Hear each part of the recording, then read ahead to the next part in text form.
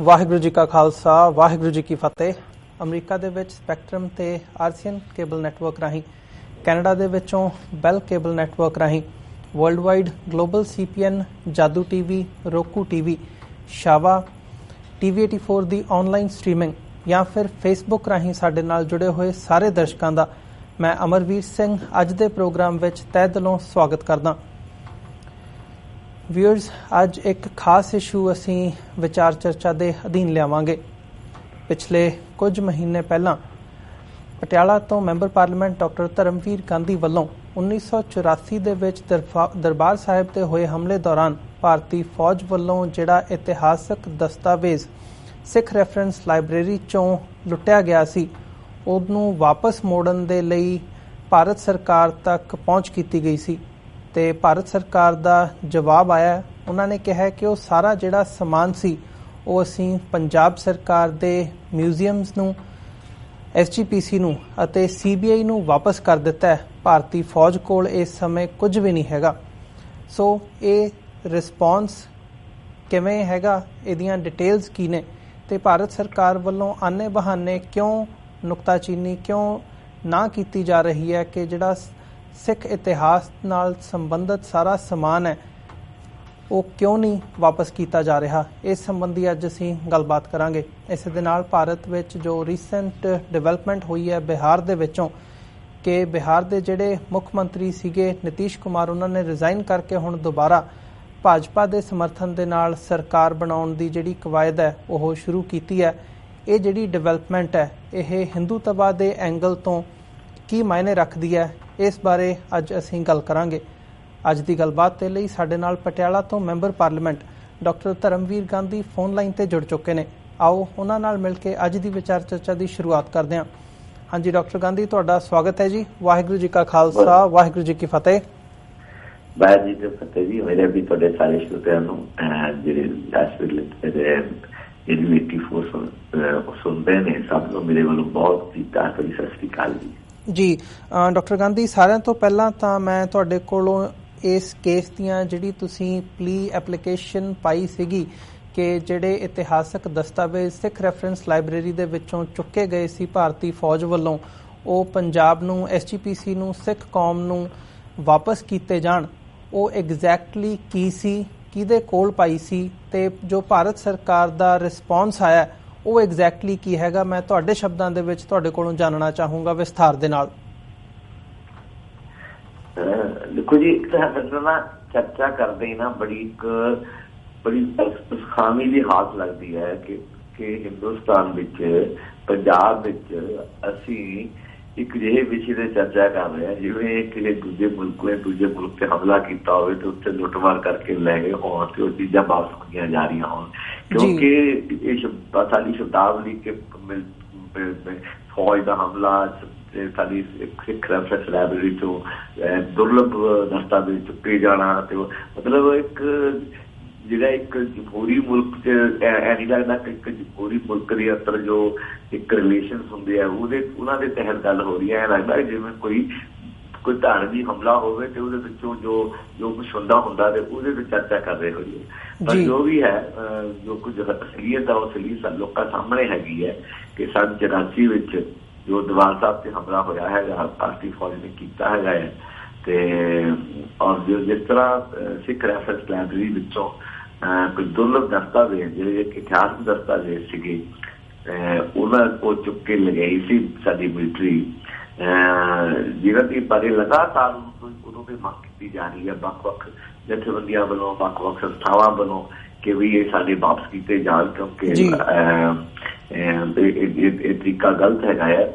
ਮੈਨੂੰ ਵੀ ਲੱਗਦਾ ਸੀ ਕਿ ਲਗਾਤਾਰ ਲੱਗ ਰਿਹਾ ਸੀ ਕਿ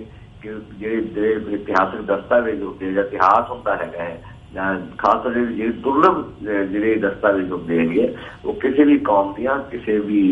ਫਿਰਕੀ ਦੀਆਂ ਜਾਂ ਕਿਸੇ ਵੀ ਖਿੱਤੇ ਦੀਆਂ ਉਹ ਧਰੋਹਰ ਹੁੰਦੀ ਹੈ, ਇੱਕ ਵਿਰਸਾ ਹੁੰਦਾ ਜਿਹੜਾ ਸਾਂਭਿਆ ਜਾਣਾ ਹੁੰਦਾ ਹੈਗਾ, ਜਿਹਦੇ ਆਧਾਰ ਤੇ ਪ੍ਰੇਰਨਾ ਵੀ ਲੈਣੀ ਹੁੰਦੀ ਹੈ, ਉਹ ਤੇ ਖੋਜ ਵੀ ਹੁੰਦੀ ਰਹਿੰਦੀ ਹੈਗੀ ਹੈ। ਆਪਣੇ ਸ਼ਾਨਾ ਮੱਤੇ ਇਤਿਹਾਸ ਜੋ ਵੀ ਹੋਵੇ ਉਹਦੇ ਉੱਤੇ ਇੱਕ ਲਗਾਤਾਰ ਇੱਕ ਸਰੋਤ ਹੁੰਦਾ, ਇੱਕ ਊਰਜਾ ਦਾ ਵੀ ਤੇ ਪ੍ਰੇਰਨਾ ਦਾ ਵੀ ਜੀ। ਤੇ ਉਹ ਜਿਹੜਾ ਇਤਿਹਾਸ ਹੈ ਔਰ ਆਉਣ ਵਾਲੀਆਂ ਪੀੜ੍ਹੀਆਂ ਵਾਸਤੇ ਇੱਕ ਖੋਜ ਦਾ ਵਿਸ਼ਾ ਵੀ ਹੁੰਦਾ ਹੈਗਾ। ਤੇ ਉਹਦੇ ਤੇ ਕੌਮਾਂ ਦੇ ਜਿਹੜੀਆਂ ਪਿਛਲੇ ਪਾਸਟ ਗਲੋਰੀ ਹੈਗੀ ਹੈ ਜਾਂ ਪਾਸਟ ਜੋ ਗਲਤੀਆਂ ਹੈਗੀਆਂ ਸਭ ਕੁਛ ਉਹ ਕੌਮਾਂ ਦੀਆਂ ਦਰਜ ਹੁੰਦੀਆਂ ਹੈਗੀਆਂ। ਤੇ ਉਹ ਬਹੁਤ ਸਾਰਾ ਕੁਛ ਸੀਗਾ ਜਿਹੜਾ ਇਹ ਚਰਚਾ ਚ ਰਿਹਾ ਕਿ ਇੰਡੀ ਮਿਲਟਰੀ ਜਾਣ ਲੱਗਿਆਂ ਚੁੱਕ ਕੇ ਲੈ ਗਈ ਹੈਗੀ ਹੈ। ਤੇ ਜਿਹੜਾ ਕਿ ਤਰੀਕਾਕਾਰ ਗਲਤ ਸੀਗਾ ਕਿ ਤੁਸੀਂ ਇਸ ਤਰ੍ਹਾਂ ਆਪਣੇ ਮੁਲਕ ਵਿੱਚੋਂ ਇਹ ਸਮਾਨ ਉਹ ਚੁੱਕੀ ਲੱਭਣਾ ਸੀ, ਉਹਨਾਂ ਨੂੰ ਮੈਨੂੰ ਸਮਝ ਨਹੀਂ ਆ ਰਿਹਾ ਕਿ ਹਥਿਆਰ ਤਾਂ ਕੋਈ ਚੁੱਕ ਕੇ ਲਿਜਾ ਸਕਦਾ ਹੈਗਾ। ਤੇ ਪਰ ਇੱਕ ਪੁਸਤਕਾਂ ਜਾਂ ਇੱਕ ਦੁਰਲਭ ਜਿਹੜੀ ਇੱਕ ਖੋਜ ਹੈਗੀ ਹੈ ਜਾਂ ਦੁਰਲਭ ਖਜ਼ਾਨੇ ਨੇ ਪੁਸਤਕਾਂ ਦੇ ਰੂਪ ਵਿੱਚ ਉਹ ਚੁੱਕ ਕੇ ਲਿਜਾਣ ਮਿਲਟਰੀ ਦਾ ਕੀ ਇੰਟਰਸਟ ਹੁੰਦਾ ਹੋਊਗਾ, ਇਹ ਤਾਂ ਮੈਨੂੰ ਹੁਣ ਤੱਕ ਨਹੀਂ ਸਮਝ ਆ ਰਹੀ। ਤੇ ਪਰ ਫਿਰ ਵੀ ਮੈਂ ਇੱਕ ਚਿੱਠੀ ਗ੍ਰਹਿ ਮੰਤਰਾਲੇ ਨੂੰ ਲਿਖੀ ਸੀ ਅੱਜ ਤੋਂ 4-5 ਮਹੀਨੇ ਪਹਿਲਾਂ ਕਿ ਆਪਰੇਸ਼ਨ ਬਲੂ ਸਟਾਰ ਦੌਰਾਨ ਬਹੁਤ ਹੀ ਇੱਕ ਦੁਰਲਭ ਦਸਤਾਵੇਜ਼ ਪੰਜਾਬ ਚੋਂ ਹਰਿਮੰਦਰ ਸਾਹਿਬ ਚੋਂ ਜਿਹੜੀ ਕਿ ਇਕੱਲੇ ਸਿੱਖਾਂ ਦੀ ਧਰੋਹਰ ਨਹੀਂ ਹੈ ਕਿ ਸਮੁੱਚੇ ਪੰਜਾਬੀ ਕੌਮ ਦੀ ਧਰੋਹਰ ਹੈਗੀ ਹੈ ਤੇ ਔਰ ਇਹ ਸਾਡੀ ਸਾਂਝੀ ਧਰੋਹਰ ਹੈ ਪੰਜਾਬ ਦੇ ਲੋਕਾਂ ਦੀ। ਤੇ ਇਹ ਚੁੱਕ ਕੇ ਸਰਕਾਰ ਲੈ ਗਈ ਸੀਗੀ ਤੇ ਸਾਡੇ ਉਹ ਦਸਤਾਵੇਜ਼ ਕਿਰਪਾ ਕਰਕੇ ਵਾਪਸ ਕੀਤੇ ਜਾਣ ਤਾਂ ਜੋ ਉਹਨਾਂ ਨੂੰ ਆਪਣੀ ਥਾਂ ਸ਼ੋਭਤ ਕਰਕੇ ਉਹ ਇੱਕ ਸਾਡੇ ਵਿਰਸੇ ਦਾ ਉਹ ਹਿੱਸਾ ਬਣੇ ਰਹਿਣ ਤੇ ਸਾਡੇ ਵਾਸਤੇ ਉਹ ਖੋਜ ਦਾ ਵੀ ਇੰਸਪੀਰੇਸ਼ਨ ਦਾ ਜਿਹੜਾ ਉਹ ਜ਼ਰੀਆ ਹੈਗਾ ਉਹ ਬਣੇ ਰਹਿਣ। ਤੇ ਮੈਨੂੰ ਚਿੱਠੀ ਤੇ ਗ੍ਰਹਿ ਮੰਤਰਾਲੇ ਵੱਲੋਂ ਆਈ ਹੈਗੀ ਹੈ ਕਿ ਤੁਹਾਡੀ ਚਿੱਠੀ ਸਟੱਡੀ ਕੀਤੀ ਹੈਗੀ ਹੈ ਤੇ ਉਹ ਚਿੱਠੀ ਦਾ ਜਿਹੜਾ ਪੂਰਾ ਜਵਾਬ ਹੈ ਤੁਹਾਨੂੰ ਉਹ ਕਿਉਂਕਿ ਸੰਬੰਧਿਤ ਹੈਗੀ ਆ ਉਹ ਰੱਖਿਆ ਮੰਤਰਾਲੇ ਨਾਲ ਕਿ ਤੁਹਾਨੂੰ ਰੱਖਿਆ ਮੰਤਰਾਲਾ ਇਸ ਬਾਰੇ ਪੂਰਾ ਜਵਾਬ ਦੇਊਗਾ। ਮੈਨੂੰ ਕੁਝ 20-25 ਦਿਨ ਪਹਿਲਾਂ ਰੱਖਿਆ ਮੰਤਰਾਲੇ ਦੀ ਚਿੱਠੀ ਆਈ ਹੈਗੀ ਹੈ ਕਿ ਤੁਹਾਡੀ ਚਿੱਠੀ ਤੇ ਗੌਰ ਕੀਤਾ ਗਿਆ ਹੈਗਾ, ਤੁਹਾਨੂੰ ਸੂਚਿਤ ਕੀਤਾ ਜਾਂਦਾ ਹੈਗਾ ਕਿ ਜਿੰਨਾ ਵੀ ਸਮਾਨ ਜਾਂ ਜੋ ਵੀ ਵਸਤਾਂ ਦਰਬਾਰ ਸਾਹਿਬ ਤੋਂ ਸਿੱਖ ਰੈਫਰੈਂਸ ਲਾਇਬ੍ਰੇਰੀ ਚੋਂ ਲਿਆਂਦੀਆਂ ਗਈਆਂ ਸੀਗੀਆਂ ਮਿਲਟੀ ਰਾਹੀਂ, ਇਹ ਤਾਂ ਬੰਦੇ ਨੇ ਲਿਆਂਦੀਆਂ ਗਈਆਂ ਸੀਗੀਆਂ, ਉਹ ਵਸਤਾਂ 3 ਥਾਵਾਂ ਤੇ ਇੱਕ ਤਾਂ ਕੁਰੇਟਰ ਪੰਜਾਬ ਲਾਇਬ੍ਰੇਰੀ ਸਰਦਾਰ ਪੂਰਨ ਸਿੰਘ ਨੂੰ, ਇੱਕ SGPC ਨੂੰ, ਇੱਕ ਅੰਮ੍ਰਿਤਸਰ ਦੇ ਸਥਾਨਕ ਪ੍ਰਸ਼ਾਸਨ ਨੂੰ ਤੇ ਇੱਕ CBI ਨੂੰ। ਤੇ ਇਹਨਾਂ 4 ਸੰਸਥਾਵਾਂ ਨੂੰ ਉਹ ਅਸੀਂ ਵਾਪਸ ਕਰ ਦਿੱਤੀਆਂ ਔਰ ਅਖੀਰ ਚ ਲਿਖਿਆ ਕਿ ਅੱਜ ਦੀ ਤਰੀਕ ਵਿੱਚ ਮਿਲਟੀ ਕੋਈ ਵੀ ਅਜਿਹਾ ਦਸਤਾਵੇਜ਼ ਜਾਂ ਕੋਈ ਮਤਲਬ ਕੋਈ ਵਸਤ ਨਹੀਂ ਹੈਗੀ ਹੈ ਜਿਹੜੀ ਕਿ ਅਸੀਂ ਉੱਥੋਂ ਲਿਆਂਦੀ ਹੋਵੇ ਤੇ ਵਾਪਸ ਨਾ ਕੀਤੀ ਹੋਵੇ। ਉਹਦਾ ਮੁਤਾਬਕ ਇਹ ਸਾਰੀਆਂ ਵਸਤਾਂ ਇਹਨਾਂ 4 ਸੰਸਥਾਵਾਂ ਨੂੰ ਅਲੱਗ-ਅਲੱਗ ਸਮਿਆਂ ਤੇ SGPC, CBI, ਕੁਰੇਟਰ ਮਿਊਜ਼ੀਅਮ ਪੰਜਾਬ, ਸਰਦਾਰ ਪੂਰਨ ਸਿੰਘ ਔਰ ਅੰਮ੍ਰਿਤਸਰ ਪ੍ਰਸ਼ਾਸਨ ਨੂੰ ਇਹ ਦਿੱਤੀ ਗਈ ਹੈਗੀ ਹੈ। ਸੋ ਇਸ ਤੋਂ ਬਾਅਦ ਮੇਰੇ ਵਾਸਤੇ ਤਾਂ ਇੱਕ ਕਿਸਮ ਦਾ ਇਹ ਚੈਪਟਰ ਬੰਦ ਕਰਨ ਵਾਲੀ ਗੱਲ ਹੈਗੀ ਹੈ ਕਿਉਂਕਿ ਬਿਲਕੁਲ ਅਥੈਂਟਿਕ ਜਵਾਬ ਹੈਗਾ ਜੀ ਮਿਲਟਰੀ ਦੇ ਫੀਚਰਸ ਦਾ, ਸੀਨੀਅਰ ਫੀਚਰਸ ਦਾ। ਹੁਣ ਮੈਨੂੰ ਕੁਛ ਪਾਸੇ ਪਤਾ ਲੱਗਿਆ ਹੈ ਕਿ ਮੈਨੂੰ ਕਿਸੇ ਨੇ ਈਮੇਲ ਹੀ ਭੇਜੀ, ਮੈਂ ਕੱਢ ਕੇ ਦੇਖਣ ਦੀ ਕੋਸ਼ਿਸ਼ ਕਰ ਰਿਹਾ ਪਰ ਬਹੁਤ ਪੁਰਾਣੀ ਈਮੇਲ ਹੈ ਕਿ ਇਹਨਾਂ ਸਾਰੀਆਂ ਵਸਤਾਂ ਦੀ ਜਿਹੜੀ ਰਸੀਦ ਹੈਗੀ ਹੈ ਜਾਂ ਇੱਕ ਲਿਸਟ ਹੈਗੀ ਹੈ ਉਹ ਵੀ ਜਾਰੀ ਹੋਈ ਹੈ ਜਿਹੜੀਆਂ SGPC ਰਸੀਦ ਕੀਤੀਆਂ ਹੈਗੀਆਂ। ਤੇ ਮੈਂ ਉਹਦੀ ਤਹਿਕੀਕਾਤ ਜਾ ਕੇ ਤੁਹਾਨੂੰ ਅਗਲੀ ਮੀਟਿੰਗ 'ਚ ਸਾਰਾ ਦੱਸੂਗਾ ਜੀ। ਕੋਈ ਤੁਸੀਂ ਡਾਕਟਰ ਗਾਂਧੀ ਤੁਸੀਂ ਕਿਹਦੀ ਜਿਹੜੇ ਦਸਤਾਵੇਜ਼ ਜਿਹੜੀ ਲਿਸਟ ਦੀ ਗੱਲ ਕਰ ਰਹੇ ਹੋ ਉਹ ਤੁਸੀਂ ਕਿਹੜੀ ਲਿਸਟ ਦੀ ਗੱਲ ਕਰ ਰਹੇ ਹੋ? ਲਿਸਟ ਕੋਈ ਭਾਰਤ ਸਰਕਾਰ ਵੱਲੋਂ ਕੋਈ ਅਫੀਸ਼ੀਅਲ ਲਿਸਟ ਜਾਰੀ ਹੋਈ ਹੈ ਜਾਂ SGPC ਨੇ ਜਾਰੀ ਕੀਤੀ ਸੀ ਵੀ ਸਾਨੂੰ ਮੋੜਿਆ ਗਿਆ? SGPC ਨੇ ਜਾਰੀ ਕੀਤੀ ਸ਼ਾਇਦ ਸਾਨੂੰ ਮੋੜਿਆ ਗਿਆ ਜੀ। ਜਿੰਨਾ ਕੁ ਮੇਰੇ ਧਿਆਨ ਦੇ ਵਿੱਚ ਹੈਗਾ ਅਸੀਂ ਇਸ ਇਸ਼ੂ ਦੇ ਉੱਪਰ SGPC ਮੈਂਬਰ ਨੇ ਜਿਹੜੇ ਫਤਿਹਗੜ੍ਹ ਸਾਹਿਬ ਤੋਂ ਸਰਦਾਰ ਕਰਨੈਲ ਸਿੰਘ ਪੰਜੋਲੀ ਪਿਛਲੇ ਦਿਨੀ ਉਹਨਾਂ ਨਾਲ ਵੀ ਗੱਲਬਾਤ ਕੀਤੀ ਸੀ, ਵਿਚਾਰ ਚਰਚਾ ਕੀਤੀ ਸੀ ਤੇ ਜਦੋਂ ਉਹਨਾਂ ਕੋਲੋਂ ਇਹ ਸਵਾਲ ਪੁੱਛਿਆ ਗਿਆ ਸੀ ਕਿ ਕੀ ਵਾਪਸ ਕੀਤਾ ਤਾਂ ਉਹਨਾਂ ਦਾ ਜਵਾਬ ਸੀ ਵੀ ਸਾਨੂੰ ਕੁਝ ਜੋ ਰੈਕਰਡ SGPC ਦਾ ਆਫੀਸ਼ੀਅਲ ਰਿਕਾਰਡ ਸੀਗਾ ਸਿਰਫ ਤੇ ਸਿਰਫ ਉਹੀ ਵਾਪਸ ਕੀਤਾ ਗਿਆ ਸੀ ਜੋ ਸਿੱਖ ਰੈਫਰੈਂਸ ਲਾਇਬ੍ਰੇਰੀ ਦੇ ਵਿੱਚ ਜੋ ਦਸਤਾਵੇਜ਼ ਸੀ, ਇਤਿਹਾਸਕ ਕਿਤਾਬਾਂ ਸੀ, ਗੁਰੂ ਗ੍ਰੰਥ ਸਾਹਿਬ ਦੇ ਹੱਥ ਲਿਖਤ ਸਰੂਪ ਸੀ ਜਾਂ ਜੋ ਇਤਿਹਾਸ ਨਾਲ ਸੰਬੰਧਿਤ ਸਾਰੀ ਧਰੋਹਰ ਸੀ ਉਹਦੇ ਵਿੱਚੋਂ ਕੁਝ ਵੀ ਵਾਪਸ ਨਹੀਂ ਕੀਤਾ ਗਿਆ। ਸੋ ਮੈਂ ਜਸਟ ਇਹ ਕਲੀਅਰ ਕਰਨਾ ਚਾਹੁੰਦਾ ਸੀ ਕਿ ਜੋ ਉਹਨਾਂ ਦਾ ਜਵਾਬ ਸੀਗਾ TV84 ਦੇ ਪਲੇਟਫਾਰਮ ਤੇ ਉਹ ਸੀ ਵੀ ਜੋ ਰੈਕਡ ਸੀਗਾ SGPC ਦਾ ਆਫੀਸ਼ੀਅਲ ਰੈਕਡ ਜੋ ਉਹ ਮੇਨਟੇਨ ਕਰਦੇ ਨੇ ਸਿਰਫ ਤੇ ਸਿਰਫ ਉਹੀ ਜਿਹੜੀਆਂ ਕਿਤਾਬਾਂ ਸੀ ਕੁਝ ਉਹ ਵਾਪਸ ਕੀਤੀਆਂ ਗਈਆਂ ਸੀ। ਠੀਕ ਹੈ ਹੋ ਸਕਦਾ ਜੀ। ਮੈਂ ਕਹਿੰਦਾ ਮੈਂ ਤਾਂ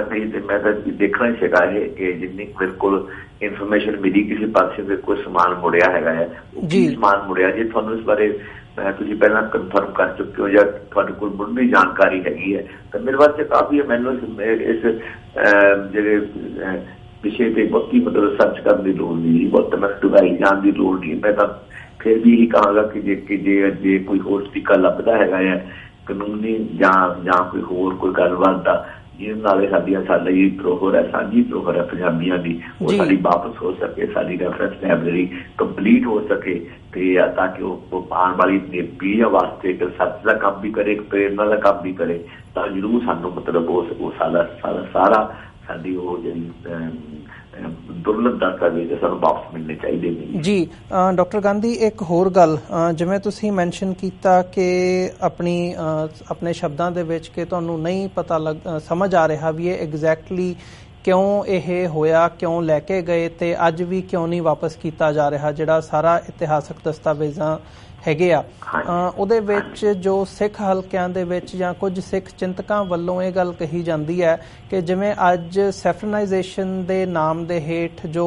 ਐਜੂਕੇਸ਼ਨ ਦਾ ਸਾਰਾ ਭਗਵਾਂਕਰਨ ਕੀਤਾ ਜਾ ਰਿਹਾ ਹੈ, ਪੁਰਾਣਾ ਇਤਿਹਾਸ ਬਦਲਿਆ ਜਾ ਰਿਹਾ ਹੈ, ਸਿਲੇਬਸ ਬਦਲਿਆ ਜਾ ਰਿਹਾ ਹੈ, ਉਹਦੀਆਂ ਕਈ ਐਗਜ਼ਾਮਪਲਸ ਮਹਾਰਾਸ਼ਟਰ ਦੇ ਵਿੱਚੋਂ, ਹਰਿਆਣੇ ਦੇ ਵਿੱਚੋਂ, ਗੁਜਰਾਤ ਦੇ ਵਿੱਚੋਂ ਮਿਲਦੀਆਂ ਨੇ ਕਿ ਜੋ ਇਤਿਹਾਸ ਦੇ ਤੱਥ ਨੇ ਉਹਨਾਂ ਨੂੰ ਬਦਲ ਕੇ ਹਿੰਦੂਤਵਾ ਦੇ ਅਧੀਨ ਪੇਸ਼ ਕੀਤਾ ਜਾ ਰਿਹਾ ਹੈ। ਸੋ ਇਸੇ ਹਵਾਲੇ ਦੇ ਨਾਲ ਉਹ ਜਿਹੜਾ ਇਹ ਮੂਵ ਹੈਗਾ ਰੈਫਰੈਂਸ ਲਾਇਬ੍ਰੇਰੀ ਦੇ ਵਿੱਚੋਂ ਸਿੱਖ ਦਸਤਾਵੇਜ਼ ਲੈ ਕੇ ਜਾਣੇ, ਉਹਨਾਂ ਨੂੰ ਵੀ ਇਸੇ ਸਬੰਧ ਦੇ ਵਿੱਚ ਦੇਖਦੇ ਨੇ ਕਿ ਉਹ ਭਾਵੇਂ ਉਹ ਸਾਰਾ ਹੁਣ CBI ਕੋਲੋਂ ਚਲਾ ਗਿਆ, CBI ਦੇ ਕੋਲ ਹੈਗਾ ਜਾਂ ਜਿੱਥੇ ਵੀ ਹੈਗਾ, ਉਹਨੂੰ ਹਿੰਦੂਤਵਾ ਦੇ ਏਜੰਡੇ ਦੇ ਅਧੀਨ ਤੋੜ ਮਰੋੜ ਕੇ ਬਾਹਰ ਕੱਢ ਕੇ ਬਾਅਦ ਦੇ ਵਿੱਚ ਇਤਿਹਾਸ ਦੇ ਨਾਲ ਫੇਰ ਬਦਲ ਕਰਕੇ ਉਹਨੂੰ ਕਿਤੇ ਨਾ ਕਿਤੇ ਹਿੰਦੂਤਵਾ ਦੇ ਏਜੰਡੇ ਦੀ ਦ੍ਰਿਸ਼ਟੀਕੋਣ ਤੋਂ ਬਾਅਦ ਦੇ ਵਿੱਚ ਪੇਸ਼ ਕੀਤਾ ਜਾਵੇਗਾ ਜਾਂ ਸਿੱਖ ਕੌਮ ਦੇ ਵਿੱਚ ਕਿਸੇ ਹੋਰ ਇਸ਼ੂ ਦੇ ਉੱਤੇ ਦੁਵਿਧਾ ਖੜਾ ਕਰਨ ਦੇ ਏਜੰਡੇ ਦੇ ਵਜੋਂ ਵਰਤਿਆ ਜਾਵੇਗਾ। ਇਸ ਬਾਰੇ ਤੁਸੀਂ ਕੀ ਸੋਚਦੇ ਹੋ? ਦੇਖੋ ਜੀ, ਜੇ ਕੋਈ ਬਹੁਤ ਡੂੰਘੀ ਚਾਲ ਹੋਵੇ ਤਾਂ ਸਭ ਕੁਝ ਸੰਭਵ ਹੈਗਾ, ਸਭ ਕਰ ਸਕਦੇ ਨੇ ਜੀ, ਕਿਉਂਕਿ ਇੱਕ ਗੱਲ ਤਾਂ ਸਾਫ਼ ਹੈ ਕਿ ਜਦੋਂ ਦੀ ਕੇਂਦਰ ਵਿੱਚ ਮੋਦੀ ਸਰਕਾਰ ਆਈ ਹੈ ਇਹਨਾਂ ਨੇ ਅਲੱਗ-ਅਲੱਗ ਸੰਸਥਾਵਾਂ ਤੇ ਚਾਹੇ ਉਹ ਵਿਦਿਅਕ ਸੰਸਥਾਵਾਂ ਹੋਣ, ਚਾਹੇ ਉਹ ਫਿਲਮ ਇੰਸਟੀਚਿਊਟ ਹੋਵੇ, ਚਾਹੇ ਉਹ UGC ਯੂਨੀਵਰਸਿਟੀ ਗ੍ਰਾਂਟਸ ਕਮਿਸ਼ਨ ਹੋਵੇ ਤੇ ਚਾਹੇ ਉਹ JNU ਹੋਵੇ, ਚਾਹੇ ਉਹ ਦਿੱਲੀ ਯੂਨੀਵਰਸਿਟੀ ਹੋਵੇ, ਹਰ ਥਾਂ ਇਹਨਾਂ ਨੇ ਵਿਦਿਆ ਤੋਂ ਲੈ ਕੇ ਸਾਹਿਤ ਦੇ ਖੇਤਰ ਤੱਕ, ਵਿਗਿਆਨ ਤੋਂ ਲੈ ਕੇ ਮਤਲਬ ਕਲਾ ਦੇ ਖੇਤਰ ਤੱਕ ਇਹਨਾਂ ਨੇ ਦਖਲ ਅੰਦਾਜ਼ੀ ਕਰਨ ਦੀ ਕੋਸ਼ਿਸ਼ ਕੀਤੀ ਹੈਗੀ ਹੈ ਕਿ ਸਾਰੇ ਮੁਲਕ ਨੂੰ ਭਗਵੀ ਚ ਰੱਖ ਦਿੱਤਾ ਜਾਵੇ ਤੇ ਪਰ ਇਹ ਕੰਮ ਇੰਨਾ ਆਸਾਨ ਨਹੀਂ ਹੈਗਾ ਹੈ ਕਿ ਉਹ ਸਾਰੇ ਹਿੰਦੁਸਤਾਨ ਦੀ ਜਿਹੜੀ ਵਿਵਿਧਤਾ ਹੈਗੀ ਹੈ, ਜਿਹੜੀ ਵਿਲੱਖਣਤਾਵਾਂ ਹੈਗੀਆਂ ਉਹਨਾਂ ਨੂੰ ਮੇਸ ਕੇ ਉਹ ਇੱਕੋ ਰੰਗ ਚ ਰੰਗ ਦੇਣ। ਦਿਸ ਇਜ਼ ਨਾਟ ਪੋਸੀਬਲ, ਇੰਨਾ ਸੰਭਵ ਨਹੀਂ ਹੈਗਾ ਹੈ ਤੇ ਨਾ ਇਹ ਹਿੰਦੁਸਤਾਨ ਦੇ ਲੋਕ ਇਸ ਤਰ੍ਹਾਂ ਬਰਦਾਸ਼ਤ ਕਰਨਗੇ। ਆਪਾਂ ਦੇਖਦੇ ਹਾਂ ਲਗਾਤਾਰ ਇੱਕ ਵਿਰੋਧ ਦੀ ਸੋਚ ਜਿਹੜੀ ਹੈਗੀ ਹੈ ਉਹ ਲਗਾਤਾਰ ਹਿੰਦੁਸਤਾਨ ਦੀ ਫਿਜ਼ਾ ਵਿੱਚ ਗੂੰਜਦੀ ਰਹੀ ਹੈ, ਚਾਹੇ ਮਸਲੇ ਫਿਟਜ਼ੀ ਦੇ ਹੋਣ, ਚਾਹੇ ਉਹ ਫਿਲਮ ਇੰਸਟੀਚਿਊਟ ਦੇ ਹੋਣ, ਚਾਹੇ ਮਸਲਾ ਉਹ ਰੋਹਿਤ ਦੁਮੱਲਾ ਦਾ ਹੋਵੇ, ਚਾਹੇ ਉਹ ਮਸਲਾ ਉਹ ਜਿਹੜੇ ਗਊ ਰਕਸ਼ਕ ਇਹਨਾਂ ਦਾ ਹੋਵੇ, ਚਾਹੇ ਮਸਲਾ ਉਹ ਕਿਸੇ ਹੋਰ ਲਵ ਜਿਹਾਦ ਦਾ ਹੋਵੇ, ਚਾਹੇ ਮਸਲਾ ਉਹ ਪੰਜਾਬ ਨਾਲ ਜੁੜ ਕੇ ਹੋਵੇ, ਚਾਹੇ ਮਸਲਾ ਗੁਰਮੇਹਰ ਨਾਲ ਜੁੜ ਕੇ ਹੋਵੇ। ਇੱਕ ਜਿਹੜੀਆਂ ਸੇਂਦਰ ਵਾਇਸਜ਼ ਹੈ, ਜਿਹੜੀਆਂ ਸਮਝਦਾਰ ਆਵਾਜ਼ਾਂ ਨੇ, ਜਿਹੜੀਆਂ ਇੱਕ ਚੰਗਾ ਸਮਾਜ ਸਿਰਜਣੀਆਂ, ਇੱਕ ਧਰਮ ਜਾਤ ਦੇ ਨਾਂ ਤੋਂ ਉੱਪਰ ਉੱਠ ਕੇ, ਇਹਨਾਂ ਹਿੰਦੂਤਵ ਦੇ ਏਜੰਡੇ ਤੋਂ ਉੱਪਰ ਉੱਠ ਕੇ ਇੱਕ ਸੈਕੂਲਰ ਡੈਮੋਕ੍ਰੈਟਿਕ ਫੈਡਰਲ ਇੰਡੀਆ ਦੇ ਵਾਸਤੇ ਸੰਘਰਸ਼ੀਲ ਨੇ ਜਾਂ ਉਹ ਤੁਰੀਆਂ ਹੋਈਆਂ ਨੇ ਜਾਂ ਚੱਲ ਰਹੀਆਂ ਨੇ ਸੋਚ ਕੇ, ਤਾਂ ਉਹ ਆਵਾਜ਼ਾਂ ਵੀ ਲਗਾਤਾਰ ਉੱਠਦੀਆਂ ਰਹੀਆਂ ਨੇ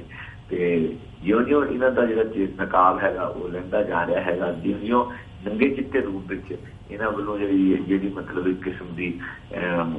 ਆਪਣਾ ਜੋ ਖਾਸਾ ਉਹ ਲੋਕਾਂ ਸਾਹਮਣੇ ਨਜ਼ਰ ਕਰ ਰਹੇ ਨੇ, ਤਿਉਂ-ਤਿਉਂ ਇਹ ਜਿਹੜਾ ਵਿਰੋਧ ਦੀਆਂ ਸੁਰਾਂ ਹੈਗੀਆਂ ਉਹ ਵੀ ਸਪਸ਼ਟ ਹੁੰਦੀਆਂ ਜਾ ਰਹੀਆਂ ਨੇ ਤੇ ਹੌਲੀ ਹੌਲੀ ਲੋਕਾਂ ਦਾ ਜਿਹੜਾ ਏਕਾ ਹੋ ਕੇ ਲੋਕ ਇਕੱਠੇ ਹੋ ਕੇ ਇਹਨੂੰ ਲਾਜ਼ਮੀ ਤੌਰ ਤੇ ਇਹਨੂੰ ਮਤਲਬ ਭਾਂਜ ਦੇਣਗੇ, ਸ਼ਿਕਸਤ ਦੇਣਗੇ। ਤੇ ਇਹ ਗੱਲ ਠੀਕ ਹੈ ਕਿ ਲੜਾਈ ਮੁਸ਼ਕਿਲ ਜ਼ਰੂਰ ਹੈਗੀ ਹੈ, ਪਰ ਕਿਉਂਕਿ ਲੜਾਈ ਫਿਊਚਰਿਸਟਿਕ ਹੈ ਨਹੀਂ ਹੈ, ਕਿਉਂਕਿ ਇਹਨਾਂ ਦਾ ਜਿਹੜਾ ਏਜੰਡਾ ਹੈਗਾ ਇਹ ਭਵਿੱਖਮੁਖੀ ਹੈ ਨਹੀਂ ਹੈ, ਇਹ ਪਿੱਛੇ ਨੂੰ ਖਿੱਚਣ ਵਾਲਾ ਹੈਗਾ ਹੈ। ਇਹ ਸਮਾਜ ਨੂੰ ਤੋੜਨ ਵਾਲਾ ਨਹੀਂ, ਜੋੜਨ ਵਾਲਾ ਨਹੀਂ, ਤੋੜਨ ਵਾਲਾ ਹੈਗਾ ਹੈ। ਇਹ ਸਮਾਜ ਨੂੰ ਅੱਗੇ ਵੀ ਜਾਣ ਵਾਲਾ, ਪਿੱਛੇ ਵੀ ਜਾਣ ਵਾਲਾ ਹੈਗਾ। ਇਸ ਕਰਕੇ ਇਹਨਾਂ ਦੇ ਜਿਹੜੇ ਏਜੰਡੇ ਦਾ ਭਵਿੱਖ ਹੈਗਾ ਉਹ ਧੁੰਦਲਾ ਹੈਗਾ ਹੈ। ਤੇ ਲੋਕਾਂ ਦਾ ਏਜੰਡਾ ਹੈਗਾ ਜਿਹੜਾ ਬਹੁਲਤਾ ਦਾ, ਵਿਭਿੰਨਤਾ ਦਾ, ਜਿਹੜਾ ਇੱਕ ਵੱਖਰੇ ਪਾਉਂਦੇ ਅਲੱਗ-ਅਲੱਗ ਯੂਨਿਟੀ ਡਿਵਰਸਿਟੀ ਦਾ ਜਿਹੜਾ ਮਾਮਲਾ ਹੈਗਾ ਉਹ ਜ਼ਿਆਦਾ ਮਤਲਬ ਇੱਕ ਡੋਮੀਨੇਟਿੰਗ ਅਪੀਲਿੰਗ ਹੈਗਾ ਹੈ, ਵੱਧ ਅਗਾਂਹ ਵਧੂ ਹੈਗਾ, ਅੱਗੇ ਤੁਰਨ ਵਾਲਾ ਹੈਗਾ ਹੈ, ਸਮਾਜ ਨੂੰ ਜੋੜਨ ਵਾਲਾ ਹੈਗਾ ਹੈ। ਇਸ ਕਰਕੇ ਭਵਿੱਖ ਤਾਂ ਉਹਦਾ ਹੀ ਹੈਗਾ ਜੀ। ਪਰ ਸਹੀ ਤੌਰ ਤੇ ਦੇਖਿਆ, ਆਰਜੀ ਤੌਰ ਤੇ ਦੇਖਿਆ ਲੱਗ ਸਕਦਾ ਕਿ ਅੱਜ ਇਹ ਤਾਕਤਾਂ ਜੋੜ ਕਰ ਰਹੀਆਂ ਨੇ ਜੀ। ਬਿਲਕੁਲ, ਜਿਵੇਂ ਤੁਸੀਂ ਗੱਲ ਕੀਤੀ ਹੈ, ਆਖਰੀ ਕਮੈਂਟ ਕੀਤਾ ਕਿ ਜਿਹੜੀਆਂ ਇਹ ਸੈਫਰਨਾਈਜੇਸ਼ਨ ਦੀਆਂ ਹਿੰਦੂਤਵਾ ਦੀਆਂ ਤਾਕਤਾਂ ਨੇ ਉਹ ਜ਼ੋਰ ਫੜ ਰਹੀਆਂ ਨੇ। ਇਸੇ ਤੋਂ ਮੈਂ ਆਪਣਾ ਜਿਹੜਾ ਅਗਲਾ ਟੌਪਿਕ ਹੈਗਾ ਉਹ ਸ਼ੁਰੂ ਕਰਨਾ ਚਾਹੂੰਗਾ ਕਿ ਜੋ ਰੀਸੈਂਟ ਡਿਵੈਲਪਮੈਂਟ ਬਿਹਾਰ ਦੇ ਵਿੱਚੋਂ ਸਾਹਮਣੇ ਆਈ ਹੈ ਡਾਕਟਰ ਗਾਂਧੀ, ਕਿ ਇੱਕ ਮਹਾਗਠਜੋੜ ਮੋਦੀ ਦੇ ਰੱਥ ਨੂੰ 2019 ਦੇ ਵਿੱਚ ਰੋਕਣ ਦੇ ਲਈ, ਜਿਹਨੂੰ ਇੱਕ ਫਰੰਟ ਸਮਝਿਆ ਜਾ ਰਿਹਾ ਸੀ, ਕਿਹਾ ਜਾ ਰਿਹਾ ਸੀ ਕਿ ਇੱਕ ਸ਼ਮਤਾ ਰੱਖਦਾ ਮਹਾਗਠਜੋੜ ਆਉਣ ਵਾਲੇ ਸਮੇਂ ਦੇ ਵਿੱਚ ਇਕੱਠਿਆਂ ਹੋ ਕੇ ਭਾਜਪਾ ਦੇ ਖਿਲਾਫ, ਹਿੰਦੂਤਵਾ ਫੋਰਸਿਸ ਦੇ ਖਿਲਾਫ ਡਟਣ ਦੀ, ਉਹਦੇ ਵਿੱਚੋਂ ਲਾਲੂ ਪ੍ਰਸਾਦ ਯਾਦਵ ਤੇ ਕਾਂਗਰਸ ਦੇ ਅਲਾਇੰਸ ਨੂੰ ਛੱਡ ਕੇ ਜਿਹੜੇ ਨਿਤਿਸ਼ ਕੁਮਾਰ ਨੇ ਉਹਨਾਂ ਨੇ ਯੂ ਟਰਨ ਮਾਰਦਿਆਂ ਹੁਣ ਭਾਜਪਾ ਦੇ ਨਾਲ, RSS ਦੇ ਨਾਲ ਜਿਹੜਾ ਗਠਬੰਧਨ ਹੈਗਾ ਉਹ ਕੀਤਾ ਤੇ 6ਵੀਂ ਵਾਰ ਉਹ ਬਿਹਾਰ ਦੇ ਮੁੱਖ ਮੰਤਰੀ ਬਣੇ ਨੇ। ਸੋ ਇਹ ਜਿਹੜਾ ਮੂਵ ਹੈਗਾ ਇਹਨੂੰ ਤੁਸੀਂ ਕਿਵੇਂ ਐਨਾਲਾਈਜ਼ ਕਰਦੇ ਹੋ? ਕੀ ਇਹ ਜਿਹੜੀਆਂ ਐਂਟੀ ਹਿੰਦੂਤਵਾ ਫੋਰਸਿਸ ਨੇ ਭਾਰਤ ਦੇ ਵਿੱਚ ਉਹਨਾਂ ਨੂੰ ਇੱਕ ਬਹੁਤ ਵੱਡਾ ਝਟਕਾ ਨਹੀਂ ਹੈਗਾ? ਇਹ ਕਾਫੀ ਵੱਡਾ ਝਟਕਾ ਹੈਗਾ ਜੀ। ਅਸਲ 'ਚ ਜੇ ਤੁਸੀਂ ਭਾਵਾਂ ਵੱਲ ਗੌਰ ਕਰੋ ਤਾਂ ਨਿਤਿਸ਼ ਕੁਮਾਰ ਦੀ ਕਾਫੀ ਚਿਰ ਤੋਂ ਜਿਹੜੀ ਬਿਆਨਬਾਜ਼ੀ ਹੈਗੀ ਹੈ, ਚਾਹੇ ਉਹ ਡੀਮੋਨੇਟਾਈਜੇਸ਼ਨ ਜਦੋਂ ਨੋਟਬੰਦੀ ਦਾ ਚੱਕਰ ਚੱਲਿਆ ਹੈਗਾ ਉਸ ਵੇਲੇ ਉਹ ਹਿੰਦੁਸਤਾਨ ਦੀਆਂ ਉਹਨਾਂ ਪਾਰਟੀਆਂ ਸ਼ਾਮਲ ਸੀਗਾ ਜਿਨ੍ਹਾਂ ਨੇ BJP ਤੋਂ ਬਾਹਰ ਵਾਲੀਆਂ ਪਾਰਟੀਆਂ ਨੇ ਜਿਨ੍ਹਾਂ ਨੇ ਡੀਮੋਨੇਟਾਈਜੇਸ਼ਨ ਯਾਨੀ ਕਿ ਨੋਟਬੰਦੀ ਦਾ ਸਮਰਥਨ ਕੀਤਾ ਹੈਗਾ। ਹਾਲਾਂਕਿ ਉਹ ਦਿੱਕਤਾਂ ਸੀਗੀਆਂ, ਉਹ ਜੋ ਨਿਕਲਿਆ ਸੀ ਇਹ ਨਹੀਂ ਪਤਾ ਹੈਗਾ ਬੈਂਕਾਂ 'ਚ ਪੈਸੇ ਗਏ, ਕਿਹਨੂੰ ਫਾਇਦਾ ਹੋਇਆ ਉਹ ਨਹੀਂ ਪਤਾ। ਕਿਸਾਨੀ ਦੇ ਕਰਜ਼ੇ ਦਾ ਮਾਫ ਨਹੀਂ ਕੀਤੇ, ਨਾ ਕੋਈ ਮਨਰੇਗਾ ਦਾ ਪੈਸਾ ਵਧਾਇਆ। ਤੇ ਉਹ ਮੇਰਾ ਖਿਆਲ ਅਲਟੀਮੇਟਲੀ ਉਹ ਕਾਰਪੋਰੇਟ ਸੈਕਟਰ ਹੈਗਾ ਉਹਨੂੰ ਸਸਤੇ ਵਿਆਜ ਤੇ ਪੈਸੇ ਦੇ ਜਾਣਗੇ, ਬੈਂਕ ਇਹਨਾਂ ਨੇ ਤੂੜ ਕੇ ਭਰ ਲਏ ਨੇ। ਤੇ ਉਹ ਇਹੋ ਜਿਹੇ ਫੈਸਲੇ ਦਾ ਵੀ ਨਿਤਿਸ਼ ਕੁਮਾਰ ਨੇ ਸਵਾਗਤ ਕੀਤਾ ਸੀਗਾ। ਉਸ ਤੋਂ ਬਾਅਦ ਫਿਰ ਜੇ ਰੀਸੈਂਟ ਦੇਖਣਾ ਹੋਵੇ ਤੇ ਮਿਸਟਰ ਰਾਮ ਕੋਵਿੰਦ ਦੀ ਜਿਹੜੀ ਰਾਸ਼ਟਰਪਤੀ ਦੀ ਚੋਣ ਸੀਗੀ ਉਹਦੇ 'ਚ ਵੀ ਉਹਨੇ ਆਪਣਾ ਜਿਹੜਾ ਗ੍ਰੈਂਡ ਅਲਾਇੰਸ ਸੀਗਾ, ਮਹਾਗਠਬੰਧਨ ਸੀਗਾ, ਰਾਹੁਲ ਵਗੈਰਾ ਜਾਂ ਮਤਲਬ ਲਾਲੂ ਪ੍ਰਸਾਦ ਯਾਦਵ ਤੇ ਇਹ ਜਿਹੜੇ ਮਹਾਗਠਬੰਧਨ ਜਿਹੜੀ ਕੰਸੈਂਸਸ ਕੈਂਡੀਡੇਟ ਸੀਗਾ ਮੀਰਾ ਕੁਮਾਰ ਨੂੰ, ਉਹਨੂੰ ਛੱਡ ਕੇ ਜਾਂ ਉਹਦੇ ਚੁਣੇ ਜਾਣ ਤੋਂ ਕਿਤੇ ਪਹਿਲਾਂ ਹੀ ਆਪਣੀ ਇੱਕ ਘੱਟੋ ਘੱਟ ਰੈਡ ਕਰਨ ਤੋਂ ਆਪ ਸਲਾਹ ਕਰਨ ਵਾਲੀ ਗੱਲ ਹੁੰਦੀ ਹੈਗੀ ਹੈ, ਕੰਸੈਂਸਸ ਦੀ ਗੱਲ ਹੁੰਦੀ ਹੈ। ਉਸ ਚੱਕਰ 'ਚ ਪਿਓ ਬਗੈਰ ਉਸ ਤੋਂ ਪਹਿਲਾਂ ਹੀ ਆਪਣੀ ਜਿਹੜੀ ਸਪੋਰਟ ਸੀਗੀ ਉਹ ਰਾਮਨਾਥ ਕੋਵਿੰਦ ਨੂੰ ਬੱਚੇ ਦੀ ਜਿਹੜਾ ਕਿ BJP ਦਾ ਕੈਂਡੀਡੇਟ ਸੀਗਾ ਉਹਨੂੰ ਕਰ ਦਿੱਤੀ ਹੈਗੀ ਹੈ। ਉਸ ਤੋਂ ਬਾਅਦ ਲਾਲੂ ਦੇ ਖਿਲਾਫ ਵੀ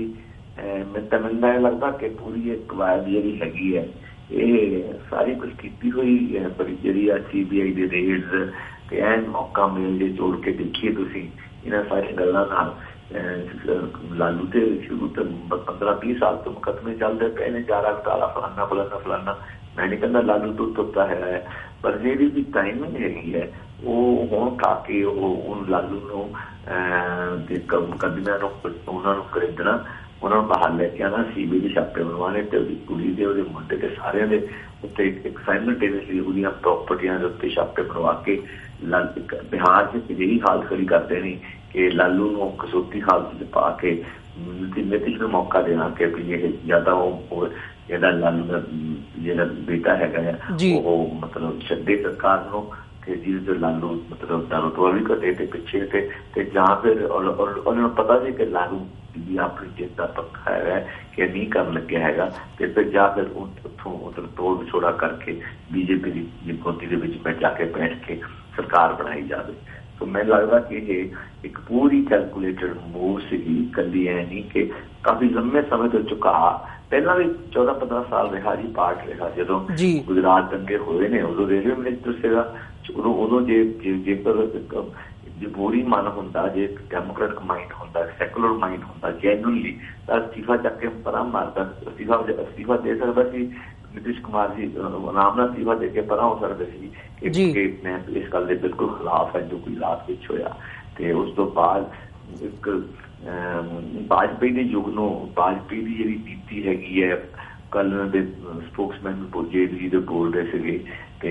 ਹੋਰ ਵੀ ਬੋਲ ਰਹੇ ਕਿ ਵੀ ਵਾਜਪਾਈ ਠੀਕ ਸੀਗਾ। ਵਾਜਪਾਈ ਦਾ ਠੀਕ ਸਾਨੂੰ ਪਤਾ ਹੀ ਹੈ ਕਿੰਨਾ ਠੀਕ ਸੀਗਾ ਕਿ ਜਿਹੜੀ ਹਿੰਦੂਤਵ ਦਾ ਇੱਕ ਥੋੜਾ ਜਿਹਾ ਮਤਲਬ ਉਹਨੂੰ ਪੋਲਿਸ਼ ਕਰਕੇ ਪੇਸ਼ ਕਰਨ ਦਾ ਉਹ ਮਾਹਰ ਸੀਗੇ। ਅਦਰਵਾਈਜ਼ ਹਾਰਡ ਹਿੰਦੂਤਵ ਦਾ ਜਿਹੜਾ ਏਜੰਡੇ ਦਾ ਵਾਹਕ ਸੀਗਾ, ਜਿਹਨੇ ਪਾਪੂਲਰਾਈਜ਼ ਕੀਤਾ, ਕਾਫੀ ਹੱਦ ਤੱਕ ਐਕਸੈਪਟੇਬਲ ਬਣਾਇਆ ਉਹ ਵਾਜਪਾਈ ਹੈ, ਮਿਸਟਰ ਅਟਲ ਬਿਹਾਰੀ ਵਾਜਪਾਈ ਹੈ। ਠੀਕ ਹੈ, ਹਰ ਇੱਕ ਕਰੈਕਟਰ ਹੁੰਦਾ, ਕੁਛ ਗੁਣ ਹੁੰਦੇ ਆ, ਹਰ ਬੰਦੇ ਦੇ ਹੁੰਦੇ ਆ। ਉਹ ਧਾਰਮਿਕ ਬੰਦੇ ਵੀ ਹੁੰਦੇ ਆ, ਉਹ ਗੈਰ ਧਾਰਮਿਕ ਬੰਦੇ ਹੋ ਸਕਦੇ ਆ, ਪਰ ਜਿਹੜਾ ਇੱਕ ਆਪਣੀ ਵਿਦ ਆਲ ਸਟਰਿਟੀ ਪੂਰੇ ਇੱਕ ਸਮਝਦਾਰੀ ਨਾਲ ਉਸ ਆਪਣੇ ਏਜੰਡੇ ਨੂੰ, ਜਿਹੜਾ ਕਿ ਬਹੁਤ ਲੋਕਾਂ ਨੂੰ ਮਨਜ਼ੂਰ ਨਹੀਂ ਸੀ, ਉਹਨੂੰ ਸਿਆਸੀ ਜਮਾਤ ਵਿੱਚ ਮਕਬੂਲ ਬਣਾਉਣਾ ਜਾਂ ਐਕਸੈਪਟੇਬਲ ਕਰਵਾਉਣਾ, ਉਹ ਕੰਮ ਵਾਜਪਾਈ ਕਰਕੇ ਗਿਆ ਹੈਗਾ। ਤੇ ਉਹਨੂੰ ਵਾਜਪਾਈ ਵਾਲੇ ਜਿਹੜਾ ਉਹਦੇ ਸਟਾਈਲ ਸੀਗਾ ਉਹਨੂੰ ਐਪਰੀਸ਼ੀਏਟ ਕਰਨਾ ਹੈਗਾ। ਲਗਾਤਾਰ ਕਰਦੇ, ਕੱਲ੍ਹ ਵੀ ਕਰਦੇ ਸੀ ਐਪਰੀਸ਼ੀਏਟ। ਤੇ ਹਾਲਾਂਕਿ ਵਾਜਪਾਈ ਦਾ ਸਟਾਈਲ ਕੋਈ ਭਗਵੇਂ ਤੋਂ ਬਾਹਰਲਾ ਸਟਾਈਲ ਨਹੀਂ ਸੀ, ਸਗੋਂ ਭਗਵੇਂ ਨੂੰ ਹਿੰਦੁਸਤਾਨ ਦੀ ਧਰਤੀ ਤੇ ਉਹਦਾ ਝੰਡਾ ਕੱਢਣਾ ਜਾਂ ਉਹਨੂੰ ਮਕਬੂਲ ਬਣਾਉਣ ਵਿੱਚ ਵਾਜਪਾਈ ਨੇ ਬਹੁਤ ਵੱਡਾ ਰੋਲ ਪਲੇ ਕੀਤਾ ਹੈਗਾ। ਇਹੀ ਕੁੱਲੜ ਢੰਗ ਨਾਲ ਅੱਜ ਮੋਦੀ ਕਰ ਰਿਹਾ ਤੇ ਬਦਨਾਮ ਹੈਗਾ, ਉਹ ਸ਼ਾਦਰ ਢੰਗ ਨਾਲ ਵਾਜਪਾਈ ਕਰ ਰਿਹਾ ਸੀਗਾ ਤੇ ਉਹ ਪਾਪੂਲਰ, ਹੁਣ ਤੱਕ ਉਹ ਪਾਪੂਲੈਰਿਟੀ ਬੜੀ ਹੋਈ ਹੈ, ਸਗੋਂ ਐਗਜ਼ਾਮਪਲਾਂ ਕੋਟ ਹੋ ਰਹੀਆਂ ਨੇ। ਸੋ ਇਸ ਕਰਕੇ ਮੈਨੂੰ ਲੱਗਦਾ ਕਿ ਹਿੰਦੁਸਤਾਨ ਦੇ, ਮੈਂ ਤੁਹਾਨੂੰ ਸੱਚੀ ਗੱਲ ਦੱਸਾਂ ਕਿ ਹਿੰਦੁਸਤਾਨ ਵਿੱਚ ਜਿਹੜੇ ਲੋਕਾਂ ਦੇ ਸਿਆਸਤਦਾਨਾਂ ਦੇ ਡੈਮੋਕ੍ਰੈਟਿਕ ਸੈਕੂਲਰ ਕ੍ਰੈਡੈਂਸ਼ੀਅਲਸ ਹੈਗੇ ਆ, ਫੈਡਰਲ ਕ੍ਰੈਡੈਂਸ਼ੀਅਲਸ ਹੈਗੇ ਆ, ਉਹ ਬਹੁਤ ਹੀ ਕਮਜ਼ੋਰ ਨੇ, ਬਹੁਤ ਕਮਜ਼ੋਰ ਨੇ। ਤੁਸੀਂ ਕਿਸੇ ਬੰਦੇ ਨੂੰ ਨਾ ਦੇਖਣ ਨੂੰ ਲੱਗਦਾ ਬੰਦਾ ਬਹੁਤ ਸਮਝਦਾਰ ਹੈ, ਬੜਾ ਰੈਸ਼ਨਲ ਹੈ, ਬੜਾ ਹੀ ਮਤਲਬ ਔਰਤਾਂ ਦੇ ਮਾਮਲੇ 'ਚ ਬੜਾ ਲਿਬਰਲ ਹੈ, ਜਾਤ ਪਾਤ ਦੇ ਮਾਮਲੇ 'ਚ ਲਿਬਰਲ ਹੈ, ਧਰਮ ਦੇ ਮਾਮਲੇ 'ਚ ਲਿਬਰਲ ਹੈ, ਬੜਾ ਹੀ ਸ਼ਾਨਦਾਰ ਬੰਦਾ ਹੈਗਾ। ਪਰ ਜੇ ਤੁਸੀਂ ਇਸ ਬੰਦੇ ਨੂੰ 15 ਮਿੰਟ ਕੁਰੇਦ ਕੇ ਦੇਖੋਗੇ ਨਾ ਤਾਂ ਅੰਦਰੋਂ ਜਾਂ ਬਾਹਮਣ ਨਿਕਲ ਜਾਂ ਜੱਟ ਨਿਕਲੇ, ਉਹ ਜਾਓ ਮਤਲਬ ਉਹ ਖੱਤਰੀ ਨਿਕਲ ਜਾਊਗਾ। ਉਹ ਮਤਲਬ ਨਾ ਜਿਹੜਾ ਮਨਾਂ ਦਾ ਜਮਹੂਰੀਕਰਨ ਹੋਣਾ ਹੁੰਦਾ, ਮਨਾਂ ਦਾ ਇੱਕ ਜਿਹੜੇ ਇੱਕ ਸਪਸ਼ਟ ਮਨ, ਜਿਹੜੇ ਬਿਲਕੁਲ ਉਹ ਮਾਈਂਡ, ਡੈਮੋਕ੍ਰੈਟਿਕ ਮਾਈਂਡ ਜਿਹੜੇ ਹੈਗੇ ਆ, ਜਿਹੜੇ ਯੂਰਪ ਨੂੰ ਮਿਲ ਜਾਣਗੇ, ਉਹ ਹਿੰਦੁਸਤਾਨ 'ਚ ਨਹੀਂ ਮਿਲਦੇ ਹੈਗੇ ਜਾਂ ਬਹੁਤ ਘੱਟ ਮਿਲਦੇ ਹੈਗੇ ਆ, ਜਿਨ੍ਹਾਂ ਦਾ ਔਰਤਾਂ ਬਾਰੇ, ਜਾਤ ਪਾਤ ਬਾਰੇ, ਧਰਮਾਂ ਬਾਰੇ ਇੱਕ ਮਨੁੱਖਵਾਦੀ ਨਜ਼ਰੀਆ ਹੋਵੇ, ਇੱਕ ਬਰੋਡ ਮਤਲਬ ਐਨ ਮਨ ਸਾਫ਼ ਹੋਣ ਕਿ ਵੀ ਇਹ ਜਿਹੜੀਆਂ ਚੀਜ਼ਾਂ ਨੇ ਉਹ ਬੰਦਾ ਮਤਲਬ ਉਹਨਾਂ ਉੱਤੋਂ ਵੀ ਹੈਗਾ ਹੈ। ਉਹ ਤਰ੍ਹਾਂ ਬੰਦੇ ਬਹੁਤ ਘੱਟ ਮਿਲਦੇ ਨੇ। ਪਰ ਘੱਟੋ ਘੱਟ ਨਿਤਿਸ਼ ਕੋਲ ਇਹ ਆਸ ਨਹੀਂ ਸੀਗੀ ਕਿ ਉਹ ਇਸ ਤਰ੍ਹਾਂ ਬਿਹੇਵ ਕਰੂਗਾ। ਜਿਹੜਾ ਗ੍ਰੈਂਡ ਅਲਾਇੰਸ ਹੈ, ਮਹਾਗਠਬੰਧਨ ਹੈ, ਉਹਨੂੰ ਇਸ ਤਰ੍ਹਾਂ ਜਿਹੜਾ ਮੈਂਡੇਟ ਹੈ ਮਹਾਗਠਬੰਧਨ ਦੇ ਨਾਂ ਤੇ ਮਿਲਿਆ ਸੀਗਾ, ਨਾ ਕਿ ਇਕੱਲੇ ਨਿਤਿਸ਼ ਦੇ ਨਾਂ ਤੇ ਮਿਲਿਆ ਸੀਗਾ। ਲੋਕਾਂ ਨੇ ਹੁਣ ਵੀ ਆਰਜੇਡੀ ਦੀਆਂ ਸੀਟਾਂ ਜ਼ਿਆਦਾ ਨੇ JDU ਨਾਲੋਂ। ਇਹਦਾ ਮਤਲਬ ਹੈ ਕਿ ਆਰਜੇਡੀ ਵਾਜ ਇਕੁਅਲੀ ਪਾਪੂਲਰ ਐਂਡ ਦੇ ਗੋਟ ਅ ਪਾਪੂਲਰ ਮੈਂਡੇਟ, ਦੋਵਾਂ ਨੂੰ ਇਕੱਠਿਆਂ ਨੂੰ ਮਿਲਿਆ ਸੀਗਾ। ਉਹਦੇ ਪਿੱਛੇ ਜਿਹੜਾ ਘੁੱਪਿਆ ਹੈਗਾ ਹੈ ਨਿਤਿਸ਼ ਕੁਮਾਰ ਨੇ, ਗਿਣਤੀਆਂ ਮਿਲਤੀਆਂ ਕੋਈ ਵੀ ਹੋਣ, ਕਿਉਂ ਨਾ ਹੋਣ, ਕੁੱਲ ਮਿਲਾ ਕੇ ਇਹਨਾਂ ਜਿਹੜੀ ਹਿੰਦੂਤਵਾ ਦੇ ਖਿਲਾਫ ਲੜਾਈ ਹੈਗੀ ਹੈ, ਜੋ BJP ਦਾ ਰੱਖ ਰੋਕਣ ਦੀ ਇੱਕ 19 ਸੰਭਾਵਨਾਵਾਂ ਬਣਦੀਆਂ ਸੀਗੀਆਂ, ਕਾਂਗਰਸ ਦੇ ਨਾਲ ਇਹ ਪਾਰਟੀਆਂ ਸਾਰੀਆਂ ਨਾਲ ਜੁੜ ਕੇ ਉਹਨਾਂ ਸੰਭਾਵਨਾਵਾਂ ਨੂੰ ਕਮਜ਼ੋਰ ਕੀਤਾ ਹੈਗਾ। ਔਰ ਇੱਕ